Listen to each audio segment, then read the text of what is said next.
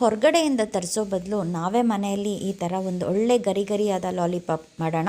ಇದಕ್ಕೆ ಉಪ್ಪು, ಅರ್ಧ ಸ್ಪೂನ್ ಅರ್ಶಿನದ ಪುಡಿ, 2 ಸ್ಪೂನ್ ಅಚ್ಕಾರದ ಪುಡಿ, ಅರ್ಧ ಸ್ಪೂನ್ ಧನಿಯಾ ಪುಡಿ, 1/4 ಸ್ಪೂನಷ್ಟು ಜೀರಿಗೆ ಪುಡಿ, ಹಾಗೆ 1 ಸ್ಪೂನು ಶುಂಠಿ ಬೆಳ್ಳುಳ್ಳಿ ಪೇಸ್ಟು, ಸಣ್ಣಗೆ ಹೆಚ್ಕೊಂಡಿರೋ ಕರ್ಬೇವಿನ ಸೊಪ್ಪು, 1 ಸ್ಪೂನ್ ಬಿಳಿ ಎಳ್ಳು, ಹಾಗೆ 2 ಸ್ಪೂನಷ್ಟು ಕಾರ್ನ್ಫ್ಲವರ್, 1-1.5 ಸ್ಪೂನಷ್ಟು ಮೈದಾ ಹಿಟ್ಟನ್ನು ಮತ್ತು 1 ಎಗ್ ವೈಟ್ ಇದಿಷ್ಟನ್ನು ಹಾಕಿ ಚೆನ್ನಾಗಿ ಮಿಕ್ಸ್ ಮಾಡ್ಕೋತಾ ಇದ್ದೀನಿ.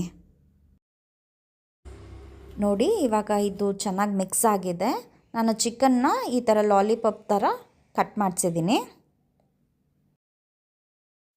ಈಗ ನಾನು ಚಿಕನ್ನ ಮಸಾಲೆ ಜೊತೆ ಚೆನ್ನಾಗಿ ಮಿಕ್ಸ್ ಮಾಡ್ಕೋತಾ ಇದ್ದೀನಿ.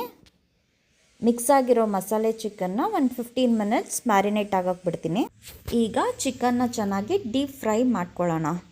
ಸೊ ಲಾಲಿಪಾಪ್ ರೆಡಿ ಆಗಿದೆ.